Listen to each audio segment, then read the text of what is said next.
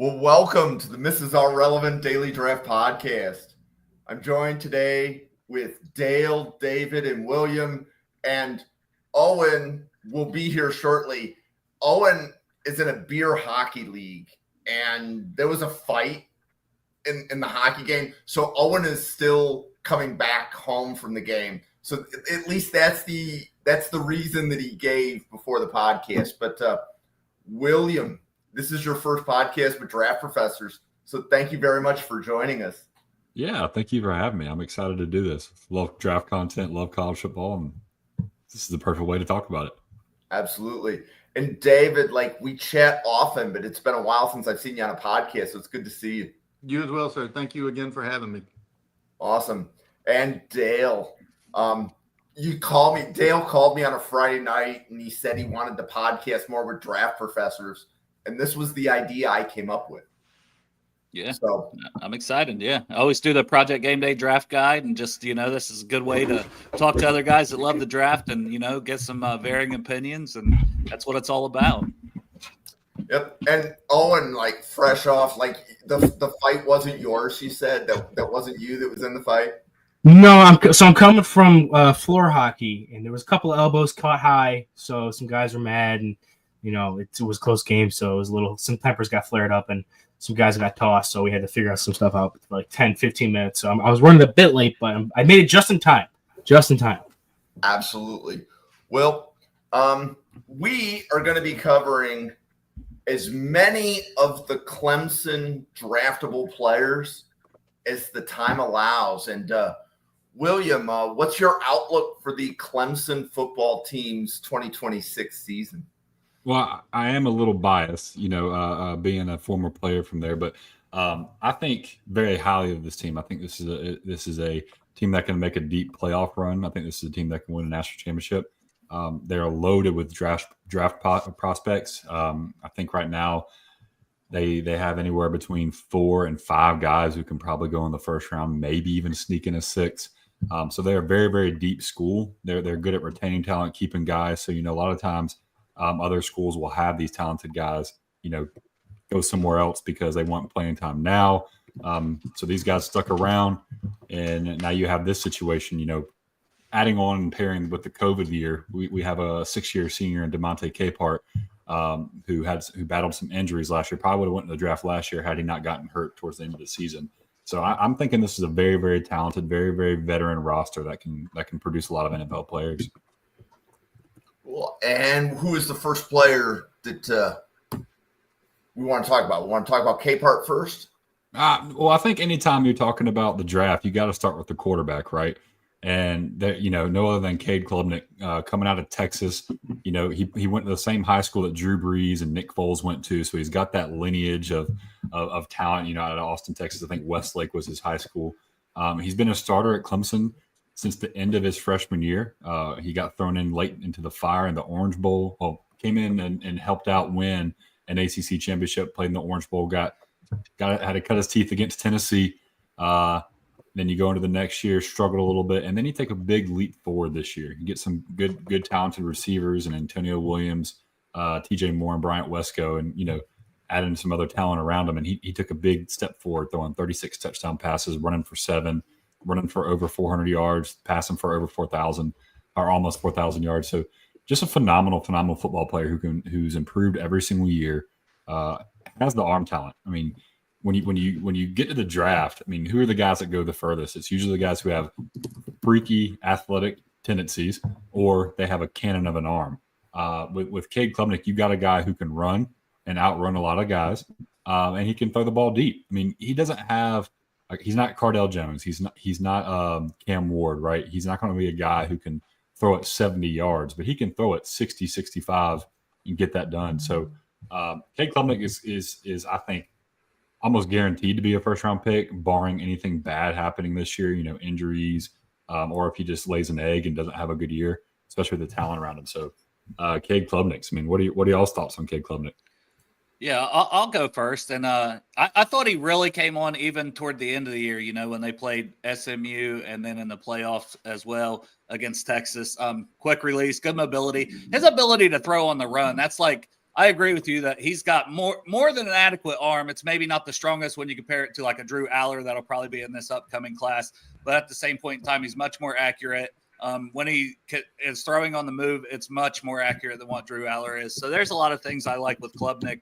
I do think, just maybe improving the ball security as a runner specifically is something that he could work on this year. He did cut down on turnovers. I think he went from like 9 to 6 on interceptions. So there's a lot of things. It's just he's going in the right direction. He's played a ton of football. And I definitely think he's in that first round mix. There's a whole bunch of guys I feel like at the quarterback spot that it's up for grabs. Like, it wouldn't surprise me if he is, quarterback one at the end of next year, especially with all the talent Clemson has that we're going to dive into here. Yeah, and I think about it, like, who are the other quarterbacks? I mean, unless you have a guy who's going to jump in, late, you have your latecomers like a Cam Ward or Joe Burrow or somebody who comes in that we don't know about right now. I would say, like, I don't think there's really anyone better than Cade and Drew Aller right now off the top of my head. I mean, maybe there's someone out there I'm forgetting right now, and shame on me. I like guys like Nussmeier, but I mean, he's got a lot of things to improve. And then there's like the X Factor, South Carolina. That kid has Lenore Sellers, tons to work on, but man, the talent of that kid is insane. Like, he could be that riser this year. Yeah, don't remind me. So, Owen, where do you have Klubnik? Yeah, so I have Klubnik around similar to what I had to Cam Ward graded at the end of his cycle last year. I was a big fan of what I watched from him. I think this is going to be someone who's going to sit. This is going to be a good quarterback class in general. It's kind of what the consensus has been. So I think Klubnik is definitely going to be in that top discussion with a guy like Nussmeier and Aller. So I do think that that'll be where I project him to be, at least right now. I love him over the middle of the field. His accuracy and processing is something that I like, and I think what puts him over, like what Cam Ward had physically talented over him, which I'm not saying Klubnik isn't physically talented. I think he can push the ball down the field really well. He drops the deep ball over the shoulder really well. I think JT O'Sullivan calls it dropping it out of a helicopter, right down, vertically down over the shoulder, gives only his guy room to work with it. So I do think he combines a good physical profile, not a great one, not an elite one, with good intangibles when it comes to where he is already as a starter. And he's got a whole another year to go out there and prove that he can be kind of accurate, playing on time, playing in and out of structure. So I'm pretty high on him right now, especially with how early we are in the process. Yeah, and then I'll add to that, Owen, too. So one thing, and Dale, this goes into what, ball security. One of the biggest things he did differently from last year, 2024 season and 2023 season, was he gained 15, 20 pounds. And you could really see in his stature that he put on good muscle weight. And then, one thing to improve, you talk about the deep ball. One of the things that I thought he left a lot to be desired was his deep ball sometimes, where he would underthrow it. The guys would have to, there was a couple of times where there would have been touchdowns had the guy not had to stop or slow down to get to the ball. But I do agree he is very, very accurate when he sets his feet and uses good technique. And David, where are you on Klubnik? Yeah, I have him in the top 3. I agree with everything everyone else said. I think he does have one of the better deep balls in college football. I mean, I have seen some of this, stuff that Williams pointing out, but he is a dual threat quarterback who showcases excellent speed. He's got really good feet in the pocket that he always is using to extend plays. He slips in and out of, the would-be tacklers. He's a master of staying calm under pressure. Like, no matter what's going on around him, he always just seems to, have so much poise. He excels with a pretty quick release. He identifies coverage well pre-snap. He's had an extra season, one more extra season to hone his skills, I think will benefit his draft stock. He's already shown how successful he can be competing against some of the top tier, competition in college.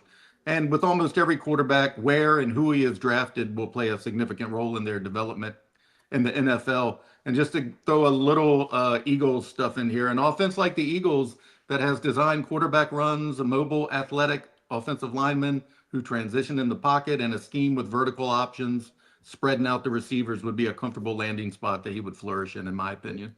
Yeah, especially an NFL team that loves Clemson players. Will Shipley, yes. KJ Henry, got them all. And then, I will say too, you just reminded me of something. I was at a practice during the spring, and the person that you hear cheering everybody on, whether he was on the field or not, or, involved in the play or not, was Cade Klubnik. We have guys playing running back, and he's cheering them on when they're running. He's got young guys he's cheering on. I mean, he was the energy at practice, and I think scouts are going to love that. They're going to love the personality, the things that you don't see on film necessarily, that you'd have to know him to see that he'd be good. And I think that's what sets him apart from a lot of other guys too. Yep. So William, I want to put you on the spot. If you had to compare a Klubnik to a quarterback, who would your comp be? And Bill Sparks, the comp king, you're in the chat. Who's your Klubnik comp? So William and Bill. Yeah, so that's Williams. We're doing a good job of doing compromises or comparisons. Who would I compare him to? NFL guy? Yeah. So this might catch some heat, but the guy who he reminds me of, and if you go back and look statistically, they're pretty similar, is Herbert. I think he's very similar to Herbert. He's not quite as tall. Herbert's 6'6", Justin Herbert and Cade Klubnik at 6'2". But they have a similar play style where they can run. They are very athletic, but they are looking down the field while they're doing that. So if I had to compare him to somebody, it'd probably be Justin Herbert. I'm trying to think of someone else. Bill, I do like that comparison, not with the NFL side, but with the BYU side. He is very similar in that, but he doesn't have that that cockiness air that Zach Wilson kind of carried. So I think the personalities there, I think, is what pushed me away from comparing him to Zach Wilson. Yes, I see Jared Goff. I don't know Jared Goff because Jared Goff doesn't run. Right. He is a guy who's going to pass. So I think Justin Herbert's probably my go-to. Look at this. We have a lot of draft professors showing up. So Steve, Newt, Raj, Bill, Sam Teets. Good to see the draft professors in the chat. So do we want to talk about Klubnik? William, you want to pivot to the next Clemson player? Yeah, if you want to go to the next guy that's going to be drafted, I think it's going to be TJ Parker. Tamarian Parker, defensive end. He started since he was a freshman. He's almost doubled his sack production from year 1 to year 2. He led the ACC, and I think he was tied for the lead in the NCAA in forced fumbles. Just phenomenal at getting the football out. Just great at strip sacking. And then he's just another one of those defensive ends out of Clemson, right? So I feel like Clemson just does a really, really good job of pushing of pushing NFL product out. You think Shaq Lawson, Vic Beasley, Kevin Dodd, KJ Henry, Miles Murphy, Dale, Cleveland Farrell, Austin Bryant. I mean, these guys just keep coming out of there. Dexter Lawrence, Christian Wilkins. And there's a reason for that, right? You go to the right places, you know where to get them, and then you find these guys and you develop them. And TJ Parker is a dude. He's got it all. He can play the run. He's got strong hands. He gets off the ball quick. I can see Julius Peppers, maybe not quite as athletic as Julius Peppers, but he's really good with his hand in the ground, where Julius Peppers could put his hand up or stand up. I haven't seen TJ Parker stand up. I would not be shocked if they do that a little bit this year to kind of show that to NFL scouts. I mean, I know they did that a lot with Vic Beasley and Shaq Lawson a little bit, just to show, hey, they can back out of coverage a little bit and kind of spook you as a quarterback when you see the big old guy going out in the flat. But what TJ Parker does best is get to the quarterback, and he has a relentless motor. He reminds me of a Miles Murphy in that aspect, where he's not going to be denied the quarterback. He's got a good rip move. He's got good power moves. He's a good spin move. Just great hands. And Coach Marion Hobby, who actually used to coach for the Patriots, he's now coaching for the Jaguars, I think, was there when I was there, and he would say, feet, so getting off the ball in your hands, that's what's going to get you in the NFL. And TJ Parker has both of those things. He is elite at both of those things, in my opinion. I would see him going to the top 10. So, David, where do you have TJ Parker? I have him in the top 5. I mean, I can echo all of that. He's got a nonstop motor, abusive hands. He forces fumbles with good timing. He sets the edge versus the run. He'll only be 21 this season. He's 20 now. I triple checked it. I know I'm right with the age there. Despite him being so young, man, he displays elite football awareness. He dictates everything to the offensive line, not the other way around. He has an advanced pass rushing plan, especially for somebody his age, spatial awareness, versatility. He plays with a controlled violence, is what another scout told me, that he's always, very aggressive. He's produced against the best of the best. So, yeah, I think he's a top 5 player at this point. Yeah, cut on the pit tape. That's all I would tell anybody who's on the fence about him. Cut on the pit tape. I got that one. I got that in South Carolina. I thought he was pretty good against them, yeah. even though the game overall, I know I can't mention the quarterback's name again. He broke my heart. Don't talk about 3rd and 16, please. Yeah. So, Owen, how about you? Where do you have Parker? Muted. Hey, Owen, I think you're muted. I forgot I had turned to cough, so my bad. I'm okay. Lower consensus than the group, but that doesn't mean I'm low on him in the slightest. I don't think I have him top 5 just yet. He doesn't have like a solidified grade up there with me for that. This is also my first kind of go around with watching these guys so early on in the process.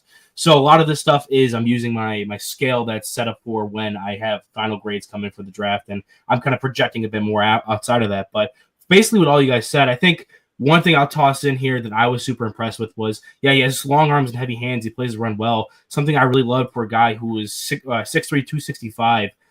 He has a ton of core strength on the inside where he can get upfield and take on blocks without having to use his hands, keep his hands free, and then use that to attack the run afterwards. You see that with the forced fumbles. He always has hands free to attack that ball carrier. So I do think for me, I want to see a bit more pass rushing consistency with like overall plans, setting up things for later in the game when it comes to what his moves are in the beginning. He has a ton of individual moves that I like a lot.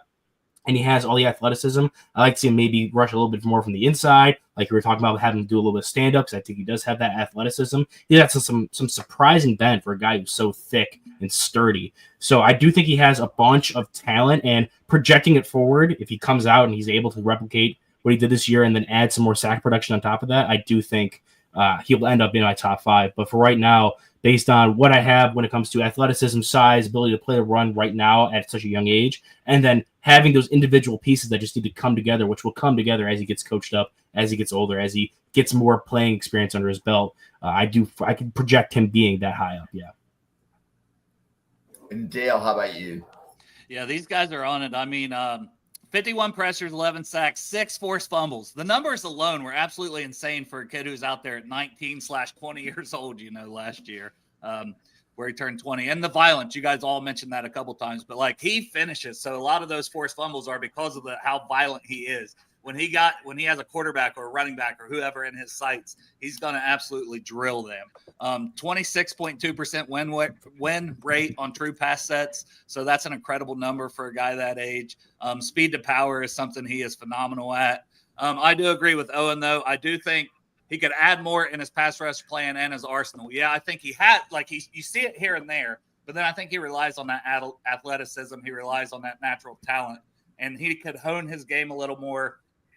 I know Abdul Carter switched from linebacker to edge, but we just saw the way Abdul Carter took off throughout this past season, and the move set he ended up having by the end of the year for Penn State was incredible. And I could see Parker in a similar way doing that, because at his age, the way he's already produced, all the traits, all the talent, I'm with everybody else that I think Owen might set a little lower, but I'm that top 10 area for me as well on him as a prospect early on. Yeah, so William, anything else to add on TJ Parker, or we want to cover the next guy? No, I mean, and then you want to talk about comp. I would compare him to a guy like Brandon Graham, the Eagle Hall of Famer. I think he's just got an all-around game. He's a phenomenal player. And then, yeah, Sam Teach, you're right on it. I think we got to go over to Peter Woods next. I mean, Peter Woods and TJ Parker, they're both Batman. There's no Batman and Robin. They're both Batman. Yeah, so Owen, what do you think of Peter Woods? Yes, I was watching Peter Woods one night. I was getting ready to go out to the bar, and I was like, my wife was getting ready. And I just threw on his tape. I was like, I have like an hour. I'll sit down and watch some of this stuff real quick. And I ended up, most of these guys, I watched like 2 or 3 games just to get a good sense of it. For him, I got up to 5 just because I kept watching it, kept getting sucked into more and more stuff. I was absolutely in love. I was throwing clips up on the Twitter timeline. For me, you can sell me if a guy is able to play with power and length and has a ton of athleticism. For a fact that he was 6'3", 315, and they played him a ton out at 5 tech or even more like wider alignments, and that was consistently. He was playing like base end at 315, a ton for Clemson. That's insane to me, and the fact that he was impacting the game as much as he was and not looking out of place out there is what really stood out to me. So I do think he's gonna be he'll be more comfortable on the inside when it comes to the NFL. But the fact is, it's just showing off how much of a good athlete he is. He has all size, strength, movement abilities. He's got great bend for a guy who's that big. He won a couple speed rush reps when he was playing out on the edge. It's definitely something that like you see that you're popping out like, okay, he can his hips are unlocking as he's going up the top of the key, and it's impressive how he can unlock that and still do that as a D tackle playing edge, which I have to always reiterate because it's not something that's typically seen.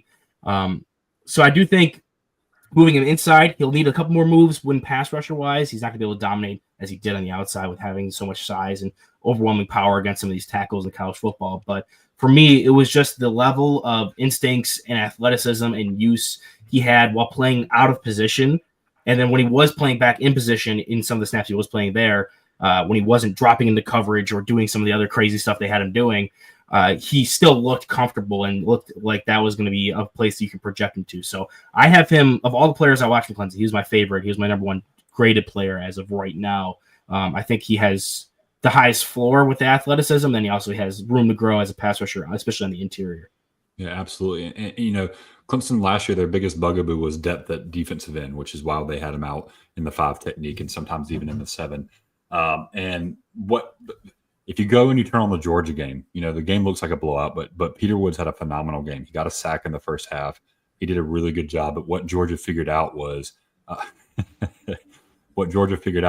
if they attacked the outside on Peter Woods, he would struggle because he wasn't quite as fast.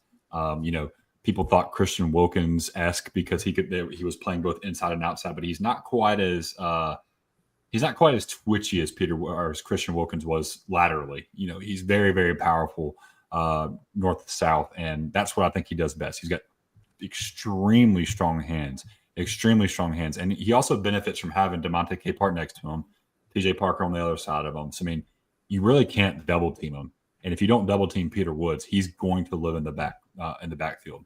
He's a phenomenal football player. Excuse me, a phenomenal human. He's just I've never heard anything bad said about him in any light. So sorry, I'm getting emotional, I guess. He loves Peter Woods a lot. I just love Peter Woods so much. Yeah. No, he's a phenomenal football player, and I think similar to TJ Parker, he'll be a top 10 pick. I gotta get some water. Sorry. Yep, that's all right. Hey Dale, what do you have on Peter Woods? Yeah, another guy, just like these guys said, the inside outside, you just don't see it a lot for a guy at 6'3", 315 lined up on defensive end. Those guys are typically playing inside, and you would think going more as a 3 tech, and he does do a lot of that too. And I expect that to be more this year now that they added Will Helt from Purdue as a transfer on the edge to play opposite of Parker. But 22% win rate, true pass set, 9% stop rate. So guys typically with 17% or higher, and guys that are close to that 10 mark are like the best defensive tackles in the NFL. So when you're reaching those marks in college, it usually is translated well. And I expect it will be the same thing with this guy. He's currently my defensive tackle 1. I think he could end up being a top 10 pick somewhere in that range pretty easily. And David, how about you? Yeah, he's my 3rd Clemson player ranked in the top 10, which just sounds insane to say aloud, but he's amazing, man. His strong core and lower body just allows him to put OLs on skates. He has a plethora of pass rushing moves. His win rate, as Dale suggested, is just, leads you to believe he'd be very successful in the NFL. He's got a powerful bull rush, the swipe, swim, chop. He has the raw talent to be a perennial Pro Bowl talent. He can be a foundational piece for many NFL defenses. And I think the game, I'm going by memory, but I think if you want to see somebody dominate, I think his performance versus UVA was just crazy. Did he have like 4 or 5 sacks in that game or something? Yeah, I attended that game, so I'm going by memory, but it was insane. A lot of tackles for loss, and he does a really, really good job of putting pressure on the quarterbacks. Pushing the pocket, making the quarterback feel the pressure, roll out either side. Will Helt is going to have a really good time if he's able to translate his production from Purdue over to Clemson with the interior help he gets at Clemson. Yeah, so do we have anything else on Peter Woods, or we want to pivot to a question here from Durst? So that's for William. And Sam, I saw your question. We'll get to that one in a minute. Question for any idea about the workout numbers we'll get from Clemson's top defenders, TJ Parker, Woods, and Terrell? I'll tell you, Peter Woods is going to wow people at the bench press. I think, you kind of expect it with how powerful he is, but I think he's going to do a really, really good job. Terrell and Parker, I think Parker might wow some people with how fast he actually is. I think Peter Woods will wow people with how fast he actually is. I would not be shocked if Peter Woods runs a 4.9 at 300 pounds, 315 pounds. Would not be shocked. I wouldn't be shocked if TJ Parker's running a 4.7, maybe a high 4.6. And then Terrell, I don't think he's going to wow you workout wise. Now this is just from me watching him. I don't know how he is in the gym, but I think where Terrell's going to win everybody over is the tape. You turn on the tape. You watch his brother playing over in Atlanta. Just a phenomenal football player. Ball hawk, just gets after the ball. So if Terrell participates in the drills, which a lot of people don't do that anymore, but if Terrell participates in the drills, I think that's where he's going to wow a lot of people. And Terrell is Avion Terrell, cornerback, correct? Correct. Avion Terrell, yeah. Yes. So if you're following the podcast and you don't know who we were just talking about, that's cornerback Avion Terrell from Clemson. So, Owen, when you watched Terrell, what did you see? Yeah, I don't really remember when his brother was out of Clemson. I think that was the 2017, 2018 draft, somewhere time back then, 2019, even maybe the latest. 2018. Yeah. So I don't really remember much of what he did, but I did throw on some of the Atlanta tape to just get a kind of representation of what his brother looks like in the NFL. It's not going to be an exact 1-to-1. And then I went back and watched the Clemson, and I think he's definitely probably, I don't know. But based on what I've seen, and I don't want to project anything here, he looks more fluid and more of an explosive athlete than his brother even is. I could see if playing against high level competition, it could change that a little bit, but playing against college level competition, he looks absolutely elite out there, and he's not afraid to run around, throw the body. He's willing to be physical, 64 tackles this year. And as William touched on, he's a ball hawk. A lot of times when I was watching, I tried to spread the games around, not watch too many of the same games for some of these Clemson guys. And with that, I watched at least 3 different games where he makes the wow play when I'm watching a totally different player. He pops on the screen. You see him make high point interceptions in the end zone. He's breaking up balls, and you can just see his athleticism pop off the screen as well when you're not actually focusing on him. When you go back and watch his actual tape with the All-22, you can see that every play he's able to stay in step, stay in stride, squeeze after getting some space down the field. So I do think as a pure athlete, he's one of the better corners we've seen as a recent. Like we see Travis Hunter obviously being a stud last year at that cornerback position, but you have someone who has all the athleticism of a number one corner and one of the higher level athletes you've seen. Yeah, and I think, I'm looking at my grade on him. I think the worst he'll do is a second round, maybe third round, but I think Avion Terrell is going to be a first round guy because of what you're saying. His athleticism is just phenomenal, and his ability to play the ball. He can play man to man. He can play zone. He'll get caught every now and then sticking his hand in the cookie jar, if you know what I mean. Like he'll try to bite and go make a play every now and then, but he's usually good enough to get back. Little handsy sometimes. If there's anything I want to be nitpicky on, he could be handsy. He drew a good amount of pass interference calls. I don't know if that was something the referees were keying on in 2024, or if that's just something that he struggles with. But I'd like to see him be better with his hands this year. It helped him a couple times. He's a little subtle with it. Like if you go and watch the Stanford game, the pick he has on Eric Aomar, the receiver. Aomar, yeah. Aomar, thank you. He kind of pulls his jersey a little bit subtly to flip around him in the end zone and get that pick. So he's really good. He's very, very shifty, very tricky. He's savvy. He's like a savvy vet already. And he's been playing at Clemson. This is another guy who's been playing since he's a freshman. You talk about TJ Parker, Peter Woods, Avion Terrell. We're going to talk about Antonio Williams. We've talked about Cade Klubnik. All these guys have played since they were freshmen. And the cornerback position, I don't know if people realize that's one of the hardest positions, that and offensive line, to play early. That's that in college and in the NFL. Those are very, very, very difficult positions to translate. Yeah, I think one of the things that I wanted to respond to with what you said was that he does get caught gambling a lot, trying to be able to jump the plays, get some more of those takeaways. And I think that's just he's gonna have to clean it up, obviously, when he goes to the NFL, because you're gonna meet a higher threshold, a higher plateau of athleticism on average for the athletes you're playing against.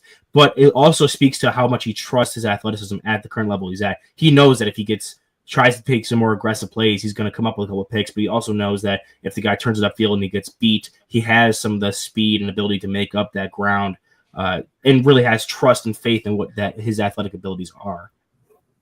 So I'm a big fan of him.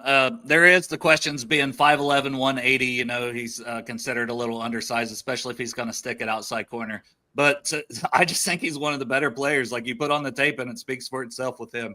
It reminds me a bit of like Trent McDuffie. So he's a smaller guy, but he holds up just fine on the outside. Plus his willingness to go up and hit people. I'm not a big comp guy, but I was like, I love Trent McDuffie, and watching him, I was like, I see the Trent McDuffie in this kid that I'm like, I think he can cover, and I think he can go up and make plays and run support. So he's got that inside-outside versatility, good ball skills, and like I said, he's a much more than willing tackler.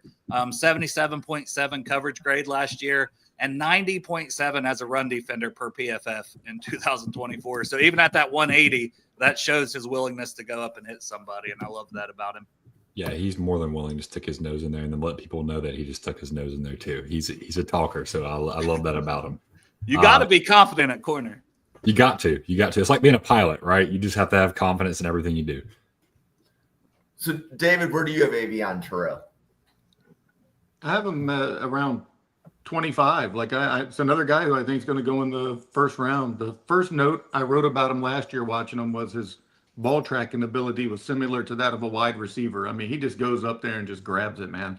And he's proven, his versatility by excelling in both man and zone. I loved watching him attack the wideouts on the line of scrimmage. And he relies on, excellent recovery skills when one of them happens to break free. But he has big playability on defense, but also as a kick and punt returner, which will get him, on an NFL roster and playing quicker sooner than later. And his size, I saw one of the comments, Nate Wiggins, his size will create doubt, but his film will win you over pretty quickly if you go watch a few of his games. Yeah, go cut on the Georgia Tech game from his freshman year and just watch him make that acrobatic pick where he's in the air, essentially sitting in a chair, turning backwards, catching the ball from the and I think that was against Eric Singleton, who I think is going to be a pretty highly rated wide receiver coming out of Auburn. He transferred to Auburn this year. So very, very, very good playmaker. Yeah, so I have a question about undersized corners. I'll push this one to Dale. So, Dale, we've seen a lot of what we might call smaller or less prototypical corners in recent years. Do you think that's a trend, or do you think the NFL still prefers the guys that are 6'2", 195? That's a tough question because I think everything's so cyclical that it'll come back around either way. But yeah, I think you're seeing guys hold up on the outside. I'm trying to think of the kid from Michigan that had to play for Washington a lot last year. Everybody just was like, oh, he's going in the slot. And then as a rookie, he's holding up on the outside. Sanders still. Yeah, Sanders still. So I do think these guys can do it, but I mean, every guy's going to be different. But overall, I'm not really sure, Jim, to be honest. If you don't mind, I'll chime in. I think the trend seems to be going back to having a nickelback who can play majority in the slot, but can kick out and play the outside when you have to. But a guy like Aveion Terrell, I think he could play nickel. But I think like Trent McDuffie, he's going to be just fine at that size, especially with his leaping ability. I think what people are going to be wild at is I think he's going to be a 33, 34, 35-inch vertical guy, maybe even higher than that.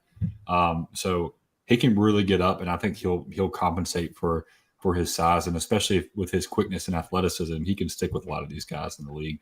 But I do see the trend in the smaller corners, coming back, and these nickel corners being a big thing, especially when you're having to go, bigger in the inside to cover these tight ends. Hey, where do you lose? You're going to lose on the outside, and the slot receivers are beating you now.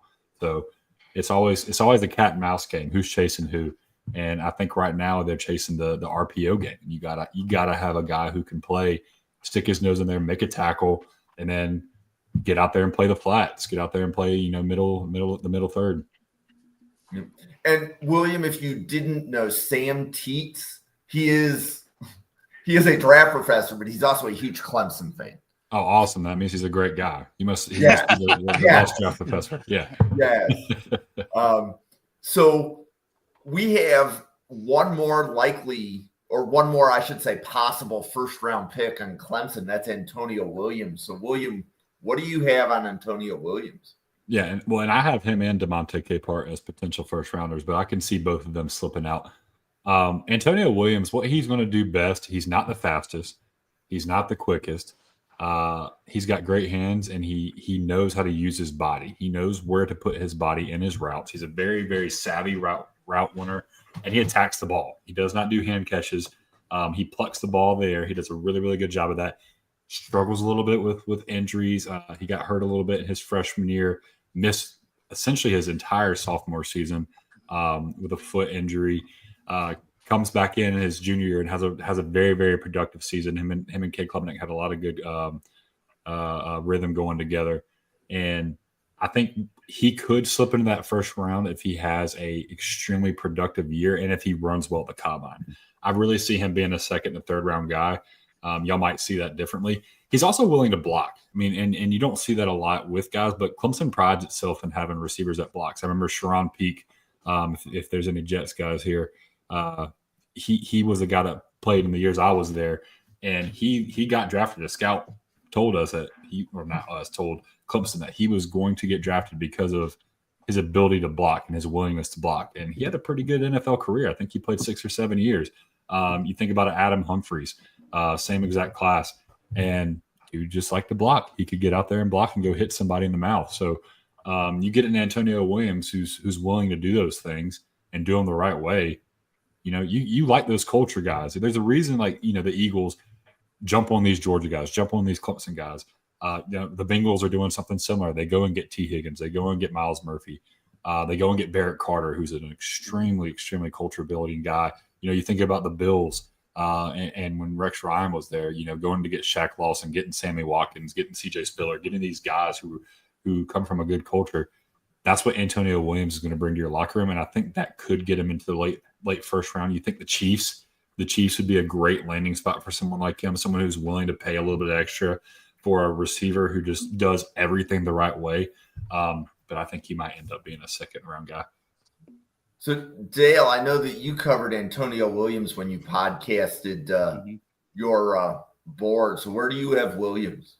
I've got him in that kind of late first to early second kind of range right now, and I think it could go either way. He's got to prove it's the durability a little bit where he did have that. I think he played 5 games max, but maybe the 5th game he got injured early on in 2023, and he also had some drop issues. I think he had 8 drops last year, but just now turning 21 years old. So like with a lot of these guys from Clemson, they're so freaking young and they've played a lot of football already. And last year he was highly productive, almost 900 receiving yards, 11 touchdowns. I think he's got he maybe doesn't have the best top end speed, but he's got really good acceleration, pretty elusive, good change of direction ability.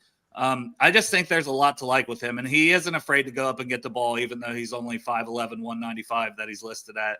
So I think, yeah, he could easily be one of those guys that fall to that bottom of the first round is where I kind of have him right now. And I don't think it's a super deep wide receiver class looking at it early on. So there's a chance he could even rise up a little higher because there's nobody that just stands out that's like, oh, this guy and this guy are studs, you know, coming into this season to me. So, David, how about you? Where's Antonio Williams for you? I have him in the 50 to 75 range. I think I read somewhere that he's holding a reception in all 33 games he played with Clemson. I don't know if that's true. Will might be able to answer that, but I think I read that somewhere. But he's got great footwork. You know, his results in a lot of separation. He allows his hands in that wide catch radius to haul in a lot of completions. He uses head fakes. He's kind of deceptive with the way he can escape.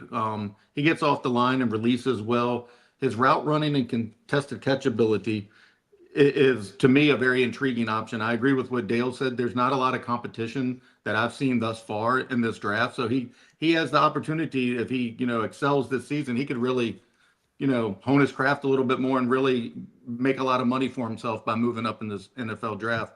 Because there's only about 7 to 8 receivers I see with his type of ability anywhere in this draft. Yeah, and Owen, are we mock drafting Antonio Williams to Buffalo at pick 32? When I first watched him, that was my tweet I sent out. Was I immediately was like Buffalo Bills pick number 32, Antonio Williams, obviously because the Bills are winning the Super Bowl, but also because Antonio Williams is the kind of player that they've been searching for and have missed in this setup here with their current wide receiver core. And what I mean by that is they've been looking for, and they're hoping to have with Josh Palmer now, but someone who has that twitch and that in and out of his breaks, has the head fakes, like kind of like what David was talking about, where he has ways he gets open and creates early and quick separation, as well as being down the field. He can not lose a step when he's going in and out of some of these more double moves or deeper breaks into his route stem that allow him to keep his speed up. So even though he's not like, absolute burner, he's not going to be like a low 4.3s guy, he still is able to tack down the field and stretch the field because he doesn't lose a step when he's going into breaks or trying to do fake out some of the deeper DBs and get them to bite on him to maybe cutting on the inside. For me, I think what he's going to have to fight and where he can grow this upcoming season for me is he is on the smaller side, 5'11", 180 we're just talking about, or 5'11", 190 we're just talking about outside corner at 5'11", 180 being a bit small. And I felt that showed up a bit when it came to him being rerouted a bit, getting pressed up at the line of scrimmage when he was on the outside, that I do think he's willing to be a blocker, but a lot of it's going to be functional play strength, being able to, even though you're willing, being able to play through that and still not have that impact your game as much. As well with that, for me, he had 8 drops this past season, and a couple of them were pretty ugly. It was absolutely on him. And I do think he has good hands. I just need to see those really ugly standout plays kind of get removed or at least reduced down a bit. And I think I'll be more confident to have him be closer to that back end of the first round range. Right now I have him like solidly in like the top, 10, 15 picks of the second round. Yeah, I think just to add on to that, I don't think he's a one-trick pony. He's not just a burner guy who's going to beat you deep. He's not just a guy who is a crossing route merchant. He's not just a guy who's catching bubble screens all the time. He can literally do anything in the route tree. So that I think that's really intriguing to a lot of NFL guys. Well, and he can throw a touchdown. And he can throw a touchdown. That's the UVA game, right? Yeah. Why don't we pause here? We have a lot of people watching. David, you want to take a minute, introduce yourself, and let everybody know how they can find your content and tell everybody about that great website that you run too. David, I think you're muted. Oh, you're muted. Thanks. The website is phillycovercorner.com. I write for Philly Sports Network and Metro Philadelphia newspaper. I was really excited to come on this podcast for Clemson because the Eagles have 13 2026 draft picks, and I think Clemson probably has 15 players that are going to be selected in the top 50. So I would be shocked if the Eagles don't get some of these Clemson players. I mean, I think it's very probable. But you can follow me on Twitter at PHL Eagle News, and I appreciate the plug there, Joe. Yeah, and I want to give an extra plug to David's website. So David's draft website, he is tracking all 32 NFL GMs and what their draft tendencies are. So if you haven't checked out Philly Cover Corner, he can tell you what Brandon Beane does. He has, private chats with me and Randall, what he thinks Brandon Beane's analytics are. So i.e. David's website, I absolutely love it, but definitely want to give a plug to that. Owen. Yeah, so I worked in scouting at the college level with University of Buffalo, D1 scouting there. I currently make content over at the Weekly Huddle on YouTube, and I actually have to go edit up. Speaking of wide receivers with Antonio Williams, Newt Weston, one of our draft professors, has just submitted his video to me for his top 10 receivers coming out of summer scouting. Antonio Williams, I'm pretty sure, is going to be pretty high up on that list from some discussions that we've had. So I've been working on there. I've been having some more activity on Twitter. So if you have anything you want, send some clips in. I break some of that stuff down. I have some other plans with some of the other draft professors to go up on my channel, including Bill Sparks. So we have I have some stuff in the works there, and I'll be posting a lot more over at the YouTube channel, especially now that I have a little bit more free time. I've recently stepped away from that scouting gig, but I've definitely taken some stuff I've learned there and incorporating it more into my content over there. So. And Dale, was this everything you thought it would be when you said you wanted to podcast more with the draft professors? Yeah, I love it. I love talking college football and the draft. I do a draft guide through Project Game Day. I do a show, Bengals and Brews. It's all things Bengals, so draft, all that. But yeah, so Project Game Day. I do a draft guide each year. I've got an early version of it out that already has like 299 players in. I went absolutely insane trying to get that out there as early as possible this year. It'll change so much, and I know that, but just trying to get names out there, get some profiles on players, and raise some more money for charity. Yep, and you said the charity is taking veterans to Bengals games, right? Yeah, military veterans or current military, or also we take people with disabilities. So it can be any individuals with disabilities. We take to Bengals games, give them a tailgate experience, money for parking, concessions, stuff like that, and just let them try to have a pretty cool experience that otherwise might not have the opportunity to. Cool. And William, again, can't thank you enough for joining Draft Professors, but do you want to let all of the draft professors know who you are and what your background is? I know you did some of it at the beginning of the podcast, but we have a lot more people watching now. Yeah. So thanks for having me. First off, this is awesome. I love the draft, love the NFL. I just love anything with a leather pigskin football, But I played Clemson. I played at Clemson. I came in as a tight end in 2013, and I found out quickly I'm a lot better at eating than I am at running. So they moved me to offensive line. I had to gain about 60 pounds. I was eating 10,000 calories a day. So it's pretty awesome. 6 meals and a scoop of peanut butter. So played left tackle. My senior year, we lost the national championship to Alabama over in Arizona. And then I met my wife in master school. I ended up foregoing my last year of eligibility to go to master school. So I remind her all the time that I gave up the national championship ring because Clemson won the next year on my last year of eligibility to marry her. So she loves that joke. It goes over well every time. But I now podcast and write for the Walk On Red Shirts. We cover everything college football, going from Group of 5, SEC, Pac-12, RIP, to now the Pac-2, the SEC, ACC. Obviously, I like to talk a lot about Clemson during those podcasts. So if you ever want to learn more about some college football, jump on the Walk On Red Shirts podcast. Oh, Sam, I love that. So you can follow the channel. Where are we? Right there at NFL Draft Fanatic. No, I am Fanatic. We have daily draft content. So today, this podcast begins a daily podcast on the draft for every day, leading all the way up to the draft in April. So every Monday, you will be able to see Dale, Owen, and David breaking down a different school. I believe next week we are breaking down Virginia Tech, which is one of the schools that David covers. But anyways, let's get back to Clemson. So, David, I think DeMonte Capehart is going to be the next player. What do you have on Capehart? I don't know what the consensus is. I have him in the 125, 150 range.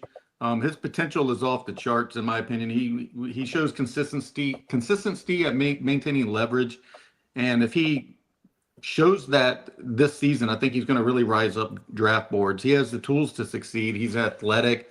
He uses his hands well. He creates interior pressure. He sheds blocks. He can be used all over the line. His big size is like a space eater. He has a lot of raw intangibles that he will have to refine, in my opinion, in order for him to, rise up the boards more. But he's going to be one of the better defensive linemen in the 2026 draft, in my opinion. And I was watching a lot of his games, just the way he slides and moves on the line. It's been pretty impressive. I don't know if that's by design. I don't know if, they're still trying to figure out how they're going to work him on the defensive line, but Will could probably answer that. But he's an exciting player, in my opinion. I think his work ethic will either propel him, far in this process. Can y'all still hear me, by the way? Yeah. Yes. Yeah. My red button keeps lighting up. The microphone goes red, white, red, white. I don't know. Maybe I have bad service. I don't know. But we're good. So, Owen, I know that you like Capehart when we covered him in November, and you even took him in a Bills mock draft the day he decided he was going back to school. I remember. Yeah, poor timing. Oh, thank you for doing that. Thank you for sending him back to Clemson. Yeah, what do you have on Capehart, Owen? Yeah, so I mean, I went back and watched the games I watched for that November podcast we did, including I threw another one in there from later on in that season when they got to the playoffs against Texas. And I still stand by what I thought originally. I think he's a plus nose tackle player, able to play with a lot of power, has the size, especially for a team like the Bills that love their nose tackles being that 310 to 320 range. Being able to have long arms, heavy hands, play with power, have core strength, be able to absorb double teams and take on blockers without having to be head up on them. I thought what really popped out to me was his eyes through contact, be able to take on an engaged lineman and still track the ball and get off blocks and attack the runner as it's coming by, really being able to fill his gaps and be able to two gap that way. I do think he's going to struggle a bit in, against reach blocks, zone blocking, things like that. He is a better athlete than you'd expect from a nose tackle type player. He was kind of up there with me with like Alfred Collins in last year's draft class, where guys who can move, have a ton of length and power and strength, but need to really put that stuff together and need to be able to harness it a bit more to be able to play to their highest ceiling there. I also do think he has a great bull rush and uses that power in his hands to attack the pass blocks, especially, and get guys on skates, but he doesn't really have much to work off of that. I think his pass rush plan definitely needs some work there, and I think he has the talent and the tools to work with that. So I do have him similarly where I have Antonio Williams, like that middle to top of the second round grade. I do think unless he can put together some more impressive pass rush tape for me in this next upcoming season, I think that's where I'm going to kind of sit there. I think I got a pretty good read on him now, second time around watching him. Dale, how about you? Yeah, I've got him kind of as a third, fourth rounder right now, but this season could go a long way if we do see more as a pass rusher. But 6'5", 325, good run stuffing defensive tackle. Wasn't charted for missing a single tackle in 2024. Good gap integrity, strong anchor, 9.5% stop rate. While limited as a pass rusher, he can push the pocket with his power and bull rush at times. So that's kind of what I have on him as of now. I think he's more that, third, maybe fourth, probably third, because he's going to be one of the better run stuffers in this class. And I thought Alfred Collins, that's a good name to bring up. And I was probably a little lower on Alfred even than where he went, and a lot of people last year. So I'll probably be wrong again. So Capehart, you probably are going in the second. And William, anything to add on Capehart? Yeah. I think what you'll see, the tape in the last half of the year, he got hurt. So he ended up hurting his ankle. I want to say against Louisville. It was against Louisville. And wasn't quite, he played a little bit here and there, but wasn't quite himself. Ended up coming back to play full time against South Carolina. It's kind of a shell of himself, but where he wins is his bull rush. He can collapse the pocket from the inside by himself. I go back and think of 2023 against Notre Dame when he was a sophomore, and he literally just took an NFL-graded center and just put him in Sam Hartman's lap.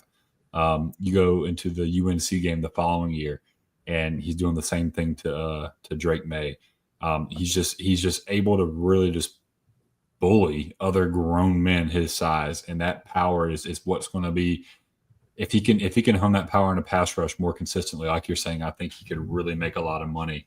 And if he can stay healthy, it's tough when you're 6'5", 325 pounds to stay healthy. But I think he's going to be able to do that. I think second to third round.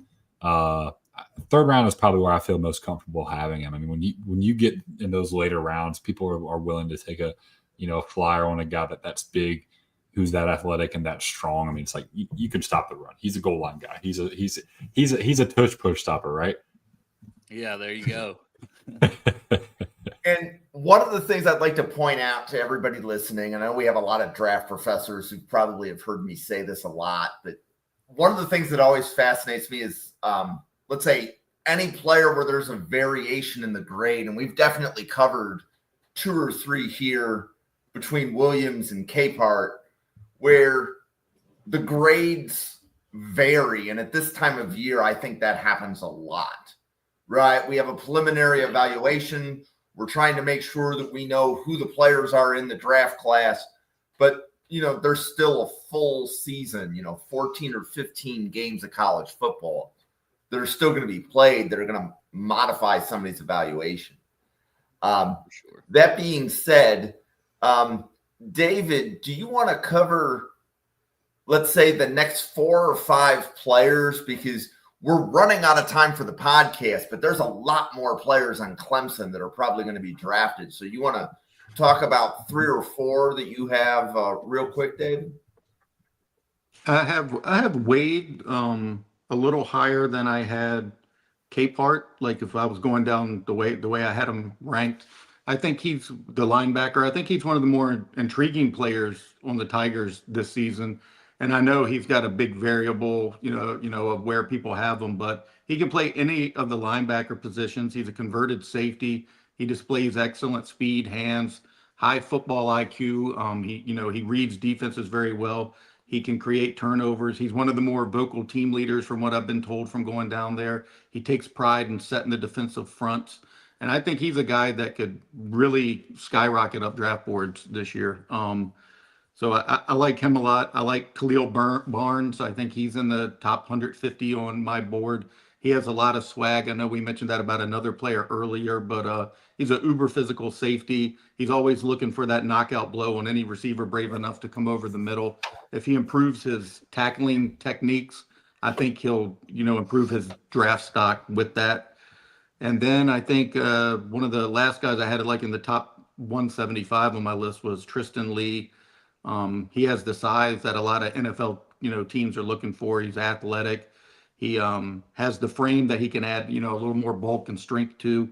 He has, again, another guy who has the versatility and the athleticism to be coached up. He has the attitude and aggression to make a NFL roster. He needs more snaps. So he's more of a projection. But I think that's everybody that I had in my top 175, and I think I had Collin Sadler like in the right under him, like in the 175 200 range. But those be the next 4 on my list. Yeah, I got a fun fact for you, David. You being an Eagles guy, so there's 3 guys in Clemson history who have forced a fumble and then caused an interception the next play. So they had 2 back-to-back plays, and both of them were turnovers. One was a fumble and one was an interception. Khalil Barnes is one of those. Eagles? One of them's an Eagle. One of them's a former Eagle from 20 years ago. And actually the other one did it 2 games after Khalil Barnes had done that. And he's a Bengal now. It's Barrett Carter. He did that against Kentucky. The other person to do it was 20 years prior. You want to guess a former Clemson Eagle guy? I mean, Dawkins would be the obvious, but that's a little Brian further Dawkins, that's the guy. than Yeah. 20 years. 30 years ago. Excuse me, 30 years ago.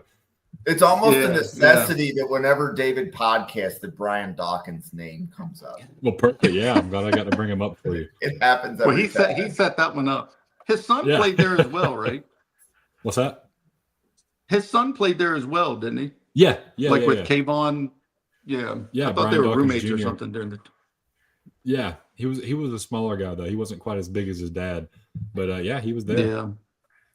Yeah, he was roommates, I think, with Kayvon Wallace, because I was really excited. He was a good safety for you guys too. He won 2 rings, right, with Clemson. Yeah, I love Kayvon Wallace. Love that he went with the Eagles. I don't think he's still with y'all though, right? He's somewhere else. No, now. he's somewhere out west now. I don't know where. Maybe Arizona. I can't remember. And Dale, do you want to go through maybe 2 or 3 more Clemson guys that you have on your board, either that have already been mentioned or some new guys? Yeah, Wade Woodaz would have been the next on my list as well at linebacker, and he pretty much covered similar as me. Former safety, always around the ball. I think he's going to have a good season. Could end up in that 3rd, 4th round range as well when all is said and done. Blake Miller, I don't think we've mentioned him. 6'6", 315, plays right tackle for them. Over 2,000 career snaps already. Only allowed 1 sack last year. He's also played some left tackle. Been very durable. Quick feet, I'd say that's his best strengths, but he has allowed 65 pressures in his career, some inconsistencies with his pad level, and he needs to sustain blocks a little better. Had a 76.4 pass block grade, 68.6 run block grade per PFF. And I thought Florida State and South Carolina was good games to watch of him that I watched if somebody wants to check him out. So that's just a couple I'll mention. And Dale, I'll add a little to that too. So that pass rush failure rate might be a little higher because he played a lot as a freshman as well. and had a lot of struggles his freshman year. I mean, I go back and watch the Miami tape from his freshman year, and he struggled a little bit with his hands and his technique, but he's just been a guy who's just improved and improved and improved and improved. Yeah, he's such a phenomenal football guy. Yeah, I've got him kind of like third round, but maybe second. Like he's a guy that I think could easily get in that second round and maybe even higher when before it's all said and done at offensive tackle. Yeah, absolutely. So Blake Miller is a good draft professor example, right? So we have a large group chat with like 80 people going over player evals, right? Somebody posted a Blake Miller clip, and this goes to show you how gray of an area player evaluation is. So it was a single play, and part of the discussion was like somebody said it was teach tape, and then somebody said, well, the edge used the wrong technique, and somebody said no, it wasn't a good rep, and somebody said it was a perfect rep, and it was just one play.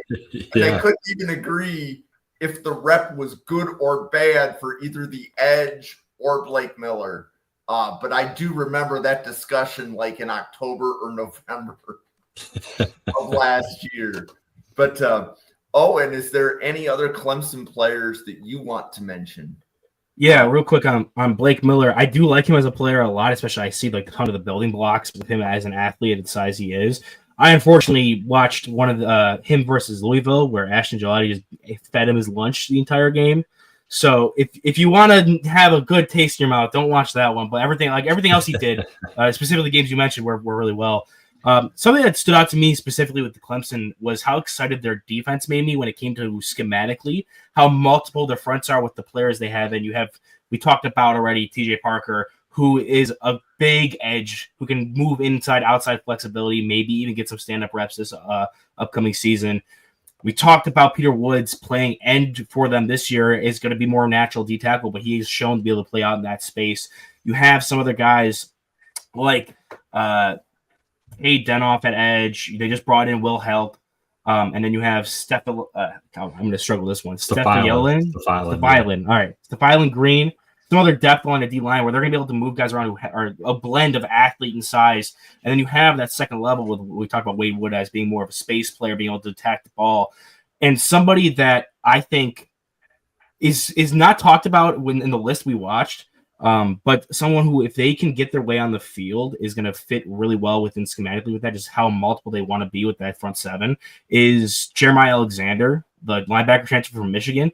He didn't play nearly at all for Alabama. He was brought in as a D end or an edge rusher recruit, ended up losing some weight, moving back to linebacker, and they played him against Michigan, or against he's an Alabama linebacker, played against Michigan in their bowl game there. That's what I got mixed up at. And he was their middle linebacker. So he went from D end edge rusher to middle linebacker, and he was just an absolute middle of the box run stuffer. Now he struggled a bit with the sideline speed, but when it came to them trying to run the ball in between the tackles, he was there every time, nose around the ball, playing physical, was manhandling interior offensive linemen with his hands, being able to take on blocks, stack, shed. And I think he's a good complement to someone like Wade Woodaz, who wants to play more in space, and I think can get better when it comes to taking up blocks and doing those things that a guy like Alexander does really well. He could be the stereotypical like Sam linebacker to Woodaz is more Mike. Flow with the field linebacker, and as well with his experience playing as edge, I could see him being one of those more undersized guys who rolls up off the edge, where you have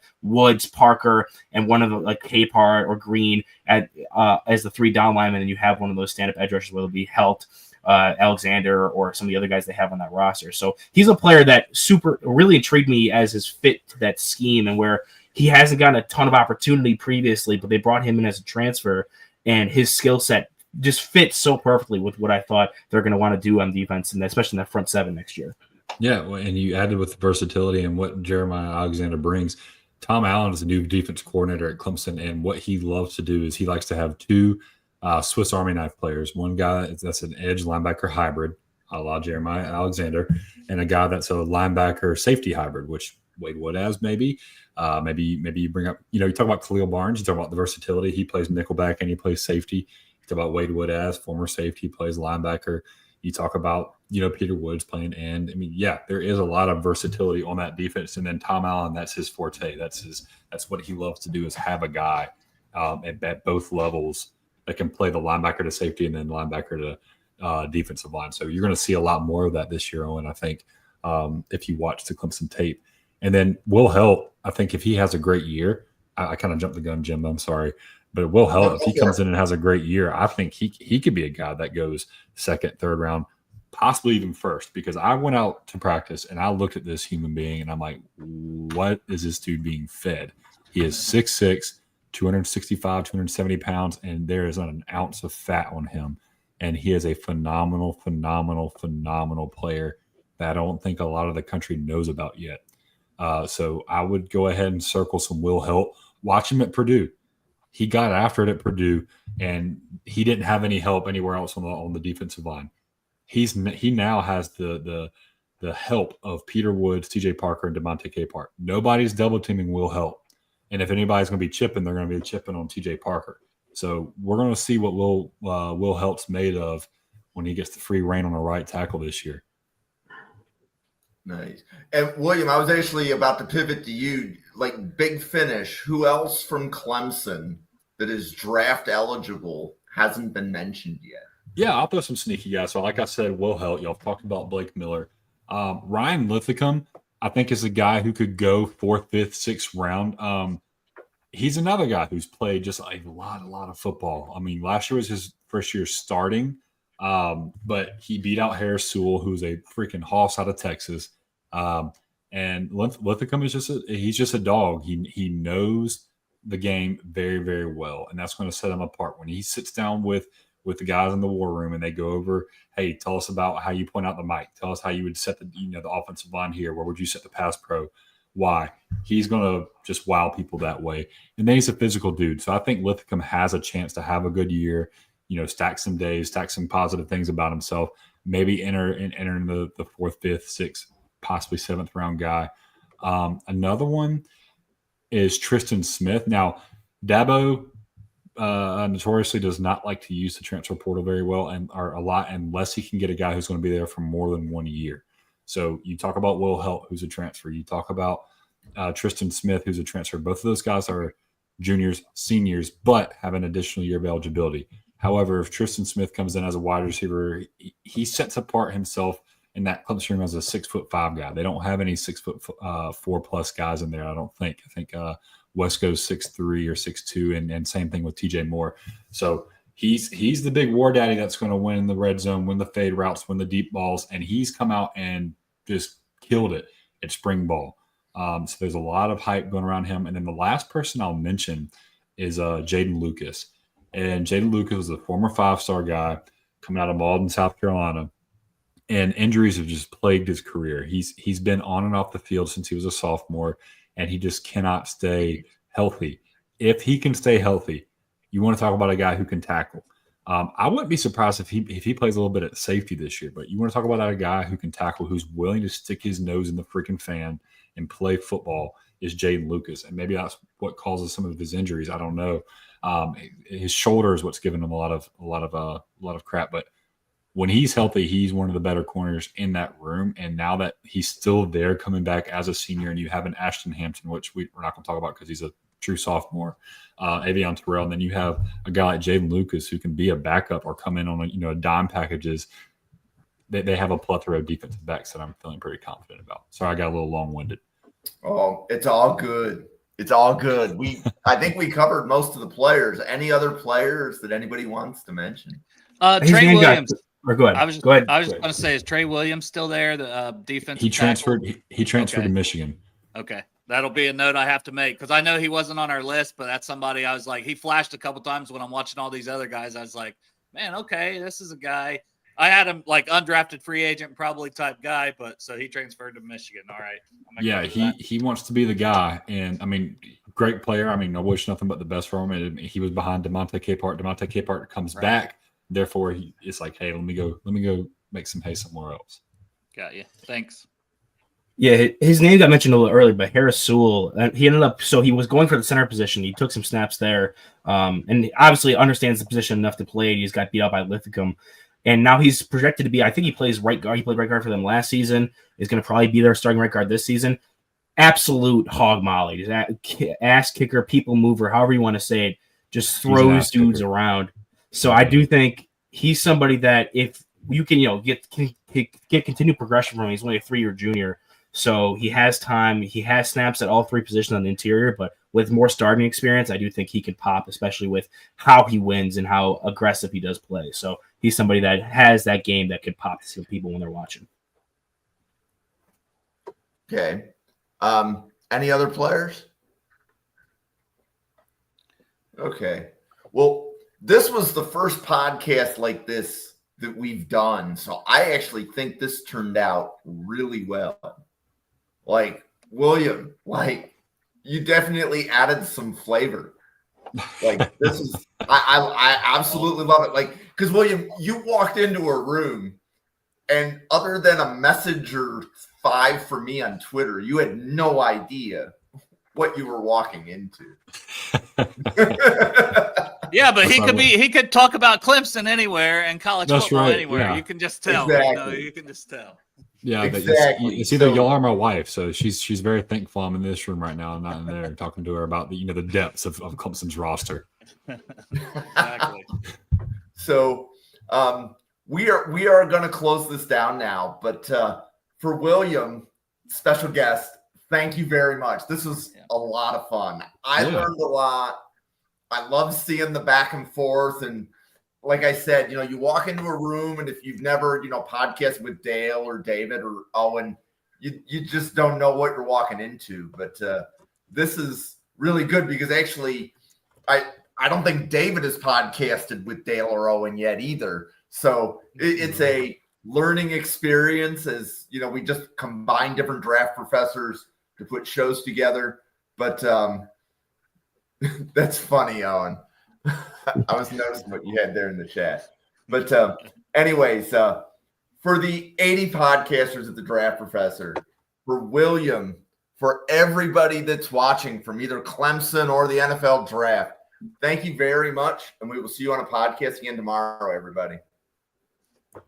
Bye. Thanks for having me.